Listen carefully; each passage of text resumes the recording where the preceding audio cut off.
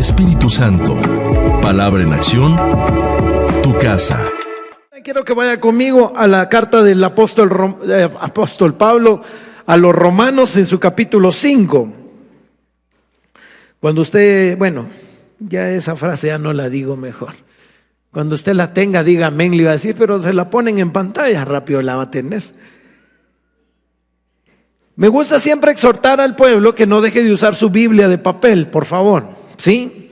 Porque cuando tenemos nuestra Biblia de papel, seguimos teniendo la retentiva de conocer la estructura de la Biblia. Sabemos cuáles son los poéticos, los profetas, los libros, las cartas paulinas, etcétera. Mientras que el dispositivo nos pone muy acomodados y ya ni nos memorizamos dónde están los libros de la Biblia. ¿Me doy a entender? Amén, muy bien.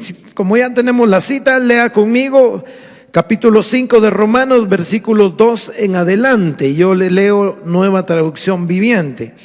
Debido a nuestra fe, Cristo nos hizo entrar en este lugar de privilegio inmerecido, en el cual ahora permanecemos y esperamos con confianza y alegría participar de la gloria de Dios.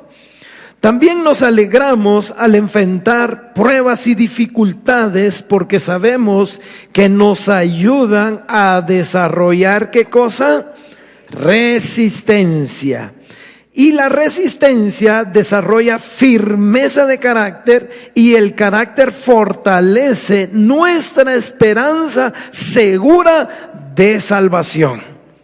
Y esa esperanza no acabará en desilusión, pues sabemos con cuánta ternura nos ama Dios, porque nos ha dado el Espíritu Santo para llenar nuestro corazón con su amor. Verso 6. Cuando éramos totalmente incapaces, diga conmigo, incapaces de salvarnos, Cristo vino en el momento preciso a tu vida y a mi vida y murió por nosotros siendo pecadores. Verso 7. Ahora bien, casi nadie se ofrecería a morir por una persona honrada, aunque tal vez alguien podría estar dispuesto a dar su vida por una persona extraordinariamente buena. Verso número 8, y sobre este verso quiero que usted centre su atención. Pero Dios mostró el gran amor que nos tiene al hacer, ¿qué cosa? Al enviar a Cristo a morir por nosotros, cuando todavía éramos pecadores. Bendita sea la palabra del Señor. Puede tomar su asiento. Regálele una gran sonrisa al de la par y dígale: Dios me va a hablar y quiero oír su voz y no te quiero oír a vos, dígale, con todo el cariño del mundo. Amén. ¿Cuántos queremos oír la palabra del Señor? Dice el apóstol Pablo que la palabra del Señor nos instruye, nos corrige, nos enseña. Amén. Y todo usted conoce ese pasaje, ¿verdad? Pero la parte que sigue, o el texto que le sigue al verso 16, que es el verso 17, dice algo contundente del por qué es tan importante la palabra de Dios. Si bien es cierto, nos enseña, nos corrige, nos instruye, nos redarguye, pero dice, a fin de que todo hombre de Dios, ¿sí? Y no habla de hombre en el género masculino, sino como creación.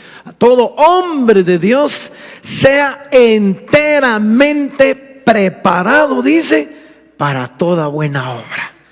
Entonces, mire qué importante es que en nuestras reuniones la palabra de Dios no falte. Qué importante es que cuando adoramos a Dios, hasta en las alabanzas, estén vinculadas con el conocimiento de la palabra de Dios. Cuando tú cantas, que no cantes cualquier cosa, sino cantes lo que honra y glorifica el nombre de Dios. Quiere decir que debe haber una adoración y una alabanza con sentido.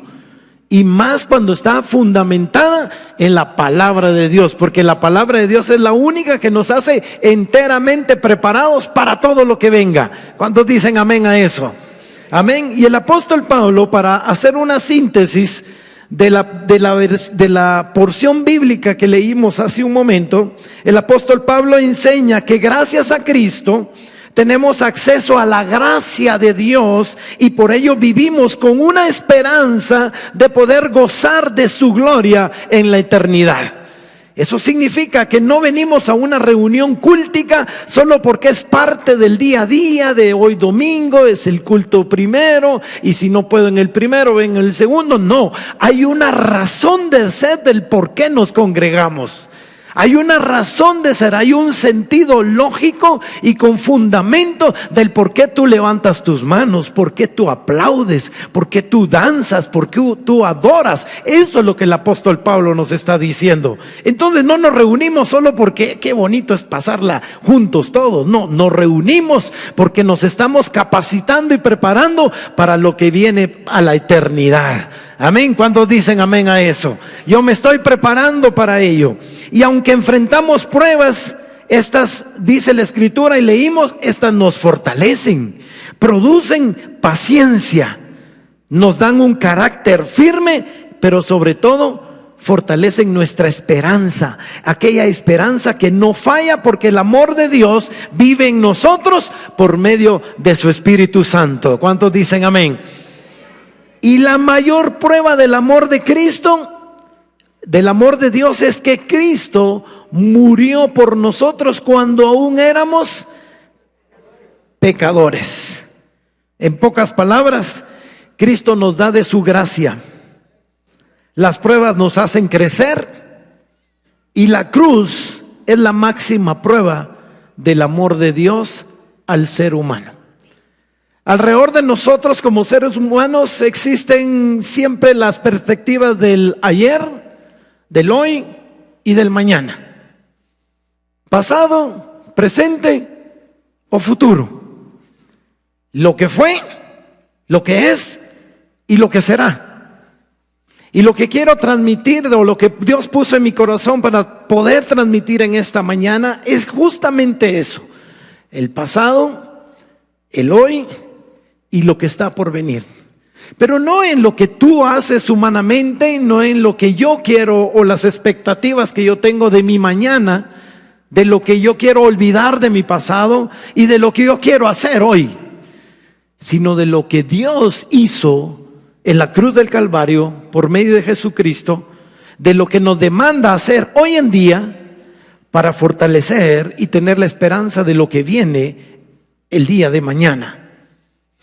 Y justamente en el versículo 8, en la versión Reina Valera, que es el verso más, digamos, la versión más común que tenemos como retentiva en nuestra mente, dice: mas Dios muestra su amor para con nosotros, en que siendo aún pecadores, Cristo murió por nosotros.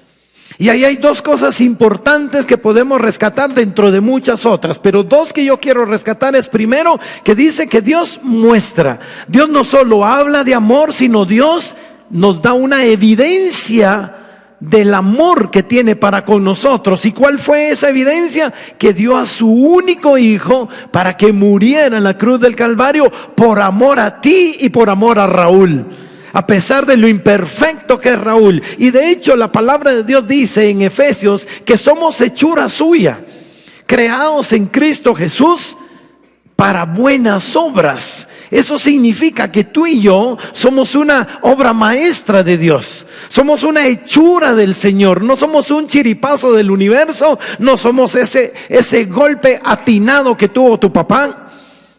No, somos hechura de Dios.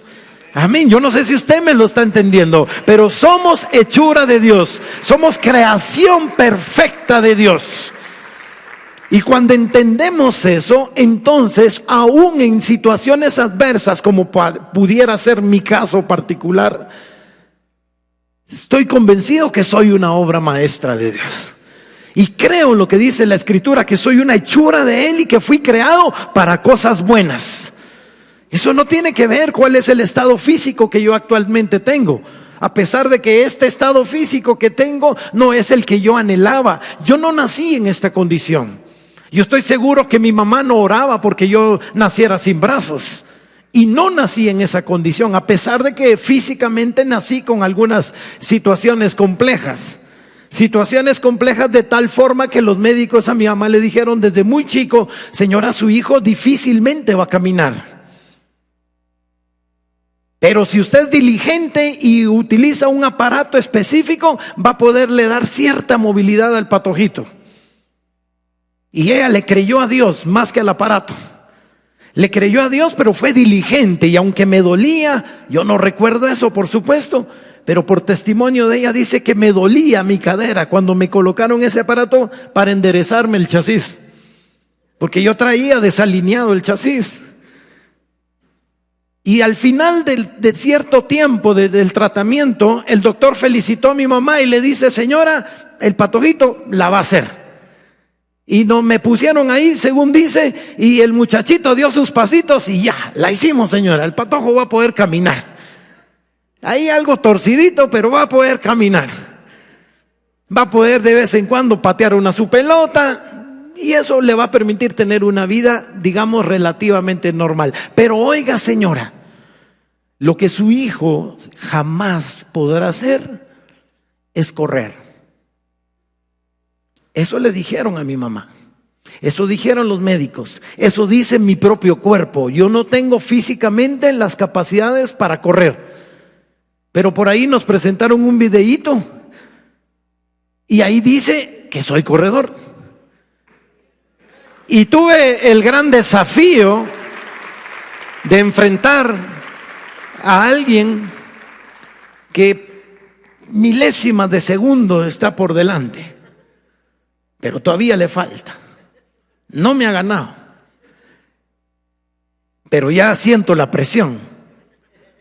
Ya siento la presión y esto me obliga que voy a tener que prepararme mejor. Porque es que imagínese, el siervo de Dios ya preparado va a tener el respaldo del Todopoderoso. Entonces yo me tengo que entrenar. No sé si usted logró captar lo que acabo de decir. Efesios dice que somos hechura de Dios. Y yo podría decir, yo no entro en ese paréntesis. Yo no soy la obra perfecta de Dios. No tengo brazos. No puedo comer por mí mismo. Hay muchas cosas que no puedo hacer. ¿Cómo podría yo pretender que puedo caminar en pos de aquellas cosas que ya fueron establecidas de parte de Dios para mi vida? Porque así dice Efesios, que fuimos creados para buenas obras, las cuales Él dice, preparó. Todo lo bueno que Dios tenía para tu vida, Él lo preparó antes de que tú empezaras a dar tus pasos. ¿Qué es lo que al profeta Jeremías le dijeron? Yo te escogí, te aparté para un propósito. ¿Cuántos lo creen de esa manera? ¿Sí? Y la palabra de Dios, a lo largo de todo su contenido, desde Génesis hasta Apocalipsis, habla del amor de Dios. Es el tema central de la Biblia. Allá en el paraíso, Dios creó al hombre y a la mujer por amor. A pesar de todas las situaciones adversas, a través del peregrinaje del pueblo de Dios, vemos siempre plasmado su amor. A pesar de la rebelión del ser humano, vemos en el Antiguo Testamento, a través de la gracia, el amor de Dios. La Biblia en sí habla del amor de Dios. Y nos reunimos, nos congregamos, adoramos a Dios, levantamos nuestras manos, no porque el ministro de alabanza nos motive. Porque cuando entendemos eso, entonces frases que hoy muy cotidianamente utilizamos en el tiempo de la alabanza, ¿cuántos trajeron sus manos? Y hasta lo decimos con un toque así como para que la gente se sienta motivada. No, desde que tú entras a las puertas de la iglesia debieras venir con esa convicción de que yo me voy a gozar en la alabanza, yo voy a adorar al Señor, y si hay un tiempo de ministración yo no me lo voy a perder, aunque los hermanos me digan otra vez la hermana Marita al frente, Otra vez hermano Rudy al frente. Otra vez el hermano Mario. No me interesa a mí. Lo que yo no quiero es perderme cada porción de lo que Dios tiene para mi vida. Porque atiendo y entiendo lo que Jacob hizo en aquel momento cuando luchó con el ángel y dijo: no te dejo hasta que no me des lo que me toca. Y entonces entendemos que la vida cristiana no es de momentos, no es de instantes. Hay momentos gloriosos. Yo me gozaba ver a las hermanas aquí adorando al Señor. De verdad le pegan la tenta a uno. Y lo digo en el buen sentido, porque eso es lo que es la ministración. Ministrar es transmitir lo que tú tienes. Pero si no tenemos, ¿qué damos? Y ese es el principio fundamental. Nadie puede dar lo que no ha recibido. Entonces tú no puedes pretender venir a la iglesia y que lo que hacen aquí arriba sea suficiente para que tú solo recibas. No, tú tienes que venir y dar. Y entrar, desde que entras en la iglesia: yo te voy a adorar, yo te voy a cantar. Tal vez no me la sé, pero yo te empiezo a cantar, Señor. Y tú vas a atender al clamor y la alabanza que sale de mi corazón. Amén. ¿Cuántos están conmigo todavía? Ahora, a través del versículo 8 nos damos cuenta, y el apóstol Pablo nos confronta con dos grandes realidades que tiene el ser humano: su condición pecaminosa y la gracia incomparable de Dios. El versículo 8 habla de esas dos realidades: la condición de pecado del ser humano y la gracia incomparable del Todopoderoso, del Creador, al que tú y yo adoramos con todo nuestro corazón. Amén. Y es que el apóstol Pablo dice claramente que aún en nuestra condición de pecado, el Señor murió por nosotros. Quiere decir que Cristo no esperó hasta que tú y yo estuviéramos listos o fuéramos dignos. Aún en nuestro peor estado, Él murió por nosotros, y lo hizo por amor. ¿Sí? Pero hay que entender que esa condición de pecado no es solo cuando fallamos de vez en cuando. Esa condición de pecado, en palabras muy simples, significa que hay un momento en el que consideras que vivir de cierta manera y continuar haciendo todo lo que no le agrada a Dios se puede convertir en algo normal. Y normalizamos nuestra vida pecadora. Y perdone que se lo diga así, pero a veces es chocante. Ay, el hermano Raúl me está diciendo que soy un pecador. Si yo ya no tomo, si yo ya no hago cosas malas. Sí, pero Santiago dice que si tú, sabiendo hacer lo bueno, aún no lo haces, eso también se considera pecado. Y por eso es que cuando venimos a la iglesia, cada vez que tú vienes a la casa del Señor, debes venir con la firme convicción de que algo hay en tu corazón que hay que limar, que hay que quitar, y que solo la gracia de Dios y el poder del Espíritu Santo puede transformar en tu vida.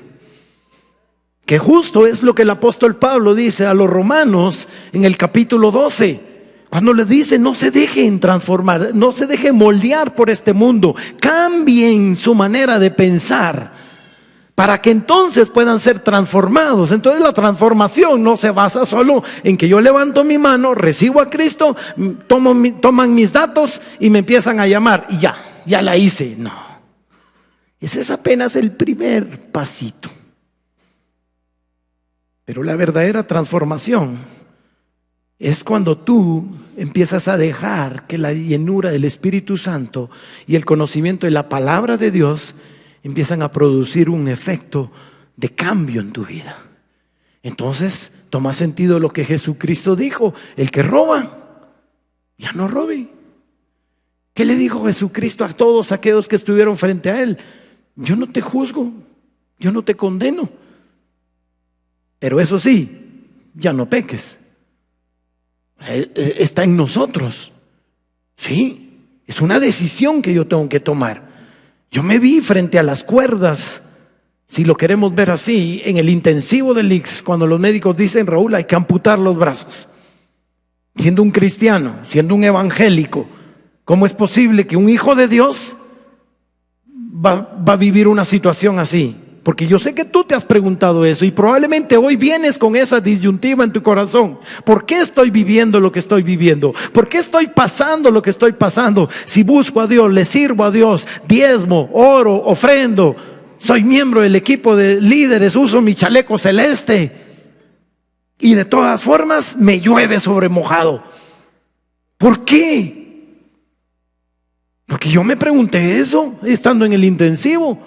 Y yo me recuerdo que empecé a traer a memoria y yo le hablaba a Dios, le decía: Señor, tú abriste el mar rojo, tú le fluiste de una piedra, fluiste agua. Y yo empecé a recordarle todos los milagros que yo sabía que Dios había hecho y que podía hacer. Y por lo tanto tenía la firme convicción que los brazos no iban a ser cortados. ¿Y cuál fue mi sorpresa? Fueron cortados. Y entonces la pregunta es: ¿será que Dios se le olvidó cómo se hacen los milagros? ¿Será que el 1 de abril o en ese mes de abril del 2003 Dios dijo: esto me agarró desprevenido, no contaba con que el Raulito se iba a quemar? ¿Y ahora qué hago? Y empezó a llamar a todos los querubines: ¿qué hacemos, muchacha? El Raúl se nos quemó, ya no hay nada que hacer, dejemos que lo amputen y miramos qué hacemos con él. No. Todo estaba dentro de un plan perfecto de parte de Dios para mi vida. Si el Salmo 138 dice: y Jehová cumplirá su propósito en mí. El propósito, tengo claro que el propósito de Dios no es que yo estuviera sin brazos, porque si ese hubiese sido el propósito original del Señor, yo hubiera nacido del vientre de mi mamá sin manos y tal vez me hubiera convertido en Tony Meléndez y tocara guitarra con los pies. Y qué sé yo más cosas. Que por cierto, cuando a mí me amputaron los brazos, alguien me dijo: Raúl, ahora te vas a convertir en Tony Meléndez. Y yo dije: Tony Meléndez, sí, Tony Meléndez de Guatemala. ¿Y quién es Tony Meléndez?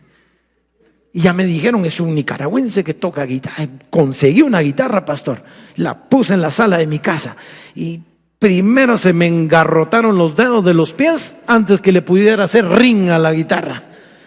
Y yo dije: no, qué frustrante. Oye lo que estoy diciendo, yo quiero que pongas atención. Y yo dije: qué frustrante, ni Tony Meléndez puedo ser.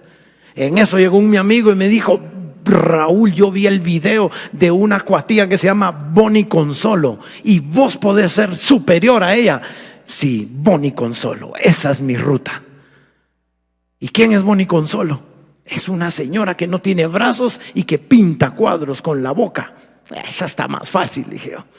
Y entonces mandé a poner un cuento ahí con un papel y agarré con un lápiz, con la boca, solo rayas hacía para todos lados. Se me engarrabató el cuello, me dio tortícolis y así todo tieso me quedé. No, Bonnie Consolo tampoco, qué frustrante, ni Bonnie Consolo puedo ser. ¿Y ahora qué hago? Pero puedes pintar y empiezo yo a querer hacer dibujos, pero ni un óvalo me salió con los pies, pastor. Y otra vez frustrado, hasta que me recordé de Efesios: somos hechura suya, creados en Cristo Jesús para buenas obras. No es que tengo que ser Tony Meléndez, no tengo que ser Bonnie Consolo. Solo tengo que ser Raúl Pérez con la firme convicción que soy creación de Dios y que me equivoqué. Y la amputación de mis brazos es el resultado de una mala decisión. Muchas de las cosas que tú estás llevando sobre tus hombros es el resultado de tus malas decisiones. No era el plan original de Dios que tú estuvieras pasando esta crisis. Pero si Dios lo está permitiendo, el apóstol Pablo nos dice que la prueba nos fortalece, nos da firmeza de carácter. Amén. ¿Para qué? ¿Solo para gloriarnos de que salimos de la prueba? No, para que le demos la honra y la gloria a Dios, quien la merece. Amén. Yo veo esos videos, dale una ovación de palmas al Señor.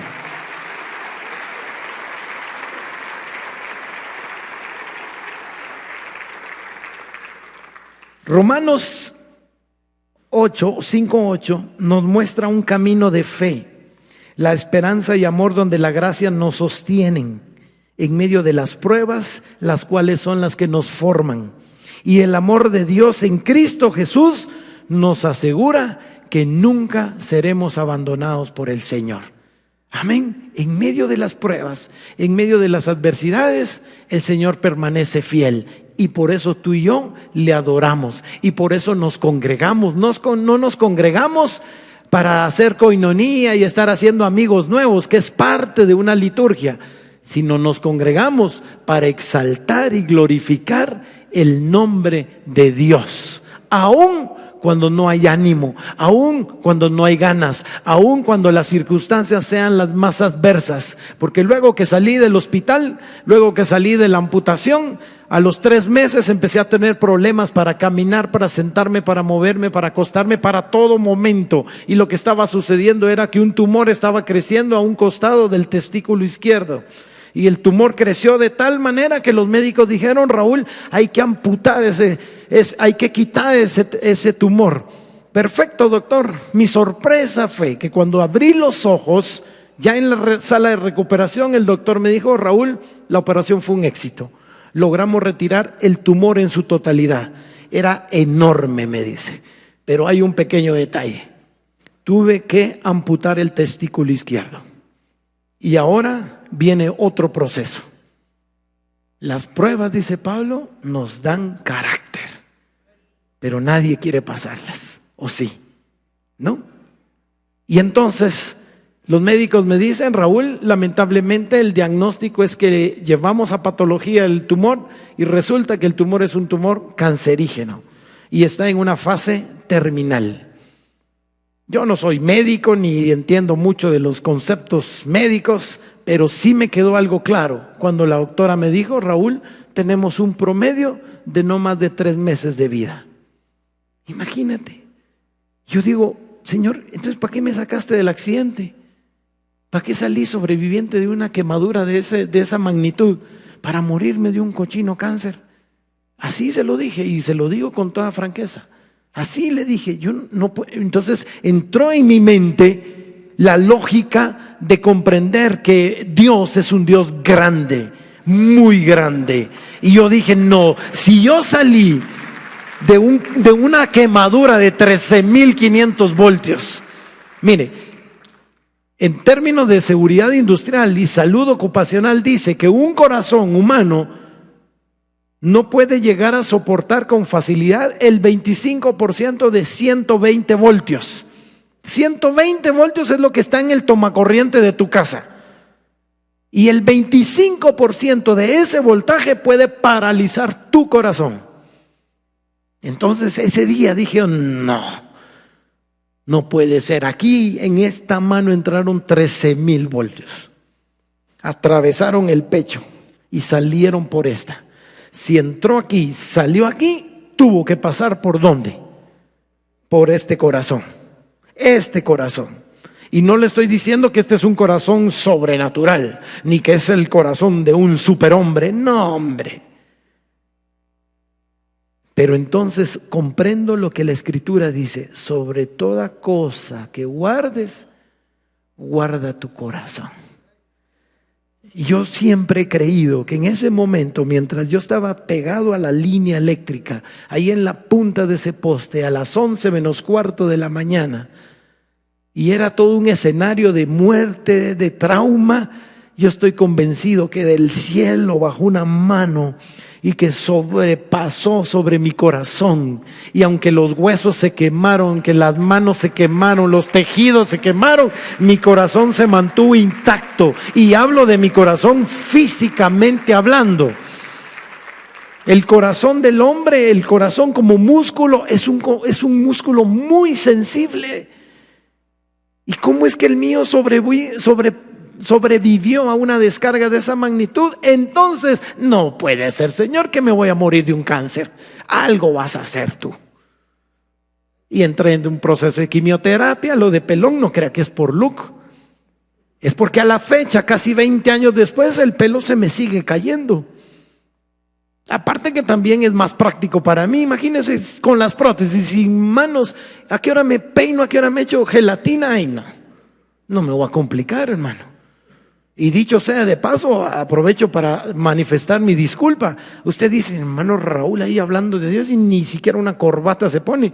Hermano, ¿a qué hora yo me hago un nudo de corbata? Capaz que me termino ahorcando yo.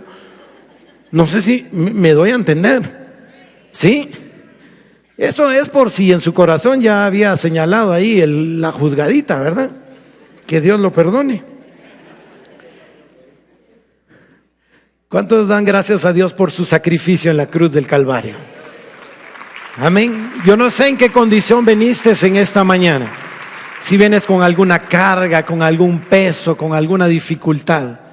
Pero sé decirte que Cristo, quien murió en la cruz, pero resucitó al tercer día, está en este lugar. ¿Sí? Y está listo así, con los brazos abiertos. Y sabes, los tiene abiertos no porque esté crucificado. Los tiene abiertos porque te está esperando. Para que tú tengas un cambio de vida real, transformador, que marque diferencias en esta sociedad. Una sociedad que está ávida de hombres y mujeres dispuestos a honrar a un Dios. Y ni un amén, eso me preocupa. Una sociedad que esté dispuesta a marcar la diferencia, a dar un testimonio. Y es que nuestro testimonio, hermano, es como el boxeo. Cuando usted empieza en los caminos del Señor, es como aquellos boxeadores peso pluma, que hasta risa dan, ¿verdad? Todos flaquitos, chiquititos, pero son unas avispas, se mueven para todos lados. Y así es usted cuando viene a los caminos del Señor. Tiene una chispa, está ahí con toda la energía. Pero de ahí lo que la palabra nos demanda es que lleguemos a hacer peso completo. Y los pesos completos ya no se mueven con tanta agilidad, pero uno pegan y por algo. Y entonces la pregunta es, ¿cómo está tu testimonio? ¿Cómo está tu vida, tu relación íntima con el Señor? ¿Es peso completo o es peso pluma? Y no el cantante, ¿verdad? ¿Cómo estamos? Para eso venimos hoy. Hay una misión importante de parte de Dios hacia la humanidad y podríamos llamarla como la misión más importante, que es rescatar al hombre y a la mujer. Pero este hombre y esta mujer tienen que rendir su corazón, porque no somos marionetas en las que Él puede hacer lo que quiere con nosotros. Él espera que tú te rindas, que tú abras tu corazón, que tú le digas: Señor, te necesito y necesito vivir de acuerdo a lo que tú me demandas. Y el escritor de Proverbios en el capítulo 3, si usted va conmigo y lo lee conmigo rápidamente, dice el capítulo 3 de Proverbios: hijo mío, Dios hablándole al hombre y a la mujer, y te está hablando hoy a ti: hijo mío, nunca olvides las cosas que te he enseñado. Guarda mis mandamientos, guarda mis mandatos en tu corazón. Y los mandamientos o mandatos es la palabra de Dios. Iglesia, ¿en dónde debemos guardar los mandamientos del Señor? No es debajo de la almohada. La Biblia abierta en el Salmo 91 en la cabecera de tu cama no va a hacer nada. Perdone que se lo diga. Pero cuando tú la Biblia, la palabra de Dios, la atesoras en tu corazón y la haces parte de tu diario vivir, ahí toma sentido. Y entonces sí toma de sentido el Salmo 91, que al que habita el abrigo del Altísimo mora bajo la sombra del Omnipotente. Diré yo: esperanza mía y castillo mío, mi Dios, ¿en quién más yo podré confiar? Amén.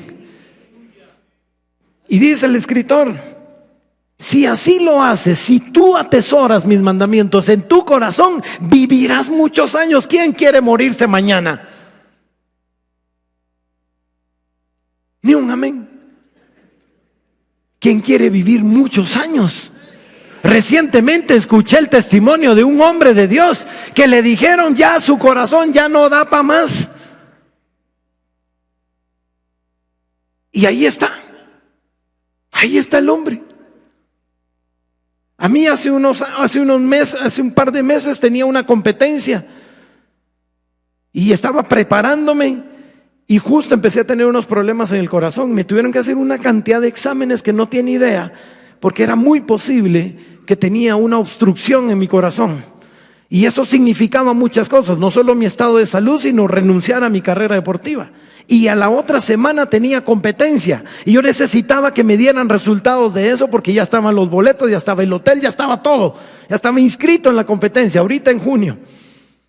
Y me fui a hacer los exámenes, me los hicieron y el resultado, me dice el doctor: mire, es impresionante ese corazón que usted tiene, me dice.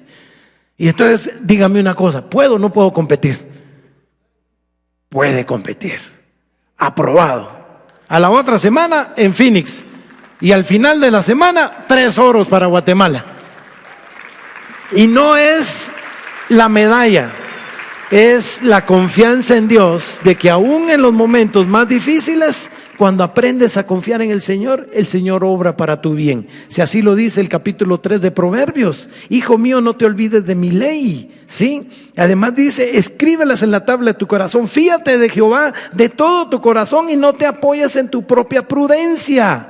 Amén. Reconócelo en todos tus caminos. Y en el verso 7 dice: no te dejes impresionar por tu propia sabiduría. En cambio, o en lugar de eso, teme al Señor y aléjate del mal. Pero es una decisión que yo tengo que tomar. Eso no se basa solo en que a cada rato paso porque, pastor, ore por mí. Va, está bien, oramos. A los 8 días, pastor, ore por mí. Va, está bien, oramos. Eso está como en una iglesia. Una vez una hermana se me acercó y me dice: hermano Raúl, ¿será que puede orar por mí? Claro que puedo orar por usted.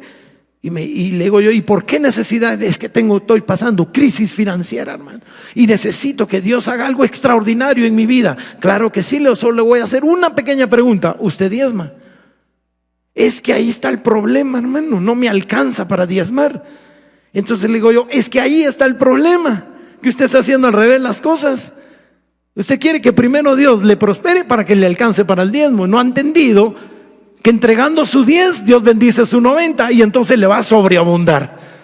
Entonces, si yo oro, voy a orar, pero no va a tener un cambio si usted no obedece y cumple lo que Dios le está demandando.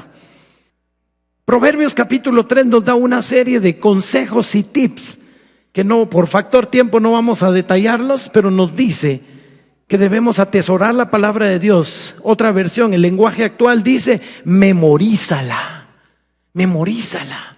Algunos de nosotros todavía nos recordamos de nuestro número de cédula, los que tuvimos cédula. Ese era tan lindo, ¿verdad? Chiquitito. Y después nos trajeron el DPI, un chorro de números. Todavía estamos batallando con el DPI.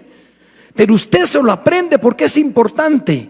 Así como se aprende su DPI, aprenda la palabra de Dios, para que en los momentos cruciales que necesite, que no venga solo un momento de inspiración y no decir: ay, sí, yo sé que todo va a salir bien, yo sé que todo va a estar bien. No, cuando tú estás pasando crisis, la palabra de Dios viene y te fortalece. Y entonces, si tienes crisis financiera, mi Dios pues suplirá todo lo que os falte conforme a sus riquezas en gloria. Estás pasando tiempo de enfermedad y tú dices: dice la palabra de Dios que el bien y la misericordia me acompañarán, y aunque ande en valle de sombra y de muerte, no temeré mal alguno, porque tú estarás conmigo. Y entonces comprendemos lo que el apóstol Pablo le escribe a Timoteo, que la palabra nos prepara enteramente para todo. Tú puedes estar en el discipulado, tú puedes meterte al discipulado 1, 2 y 3, la venganza del discipulado, el discipulado versión 1, R2, R3 y todo lo que quieras. Pero si la palabra de Dios no se atesora en tu corazón y no la haces una constante en tu vida, estás perdido. Perdona que te lo diga. Y sobre todas las cosas, si no reconoces a Jesús como tu Señor y Salvador. Sí, yo nací en un hogar cristiano. Por promedio familiar quise creer que tenía la salvación ganada. Imagínense, mis tíos aquí en Shela, mis tíos pastores y de todas las denominaciones, por todos lados tengo bendición. Pastores bautistas, centroamericanos, pentecostales. Yo podría haberme portado mal, que solo por el promedio familiar ya tengo la salvación, pero no funciona así. Tuve que tener ese encuentro personal con Jesucristo. Mi encuentro fue un poco drástico, porque me alejé del Señor, distancié mi vida, y no es que me haya sumido en el pecado, no, me distancié de Él, cambié las prioridades. Mi trabajo era lo más importante y dejé al Señor sin darme cuenta, porque muchas veces nos pasa, no nos damos cuenta y empezamos a relegar a Dios a un segundo plano, a un segundo plano, a un segundo plano. Y el Señor nos manda a rendición. Y yo aprendí esa rendición el día que me entregaron las prótesis. Sí. ¿Sabe? Cuando a mí me dieron las prótesis fue el día que de verdad me sentí amputado, porque yo tenía la vana idea que al ponerme las prótesis iba a volver a hacer todo. Y entonces yo las esperaba con mucha ansiedad. Cuando me las entregaron, pastora, yo dije, hoy sí, ya pasó este mal proceso. Y me topo con la realidad que esas cosas no me ayudan a mucho. Con prótesis o sin prótesis no me puedo amarrar un zapato, no puedo tomar mis alimentos solo. Y eso me frustró mucho. Y recuerdo un día en la mañana mi mamá se iba a ir a trabajar y me dijo, es que ya voy tarde, tengo que tender la ropa. ¿Y qué te falta? Solo jálame una toalla que me falta ahí en la lavadora. Ándate, yo te la voy a tender. Dije, ¿una toalla? ¿Qué es una toalla? Y me quedé solo. Y fui a la lavadora, vi para el fondo una toallita como este tamaño, de manos que le llaman. Y dije, ¿qué más da? Y digo yo, pues a meter la prótesis. Y metía la otra y metía la otra. Y cree que podía agarrar esa cochina toalla. Y entonces ya el Pérez empezó a fluir. Ya me empecé a transformar. Como pude, logré sacar la toalla de la lavadora. Y el desafío era ponerla en el lazo. Yo no conocía cómo era el movimiento y la manipulación de la forma de maniobrar las prótesis. Y cuando tú abres este gancho para tomar algún objeto, si no tomas control, automáticamente se abre el otro. Entonces cuando yo subía con la toalla y quería agarrarlo aquí, se me abría y plum, se me caía la toalla. Y así eran las 11 de la mañana, como las 9 de la mañana, cuando empecé con el proceso de la toalla. Cuando me di cuenta eran casi las 11:30, 2 horas y media por una toallita. Y ya mi corazón ya estaba transformado. Mi yo salió a flote. El Pérez y el Girón hicieron una fusión suprema. Y cuando me sentí tan frustrado porque la toalla se me cayó al suelo y no la podía agarrar, sudando, estaba escurriendo, agarré las prótesis y recuerdo que por hacer esto se me zafó una y aventé la otra, y cuando me di cuenta, y cayeron hasta abajo de las gradas. Y yo, esas cochinadas, dije yo, no me sirven para nada.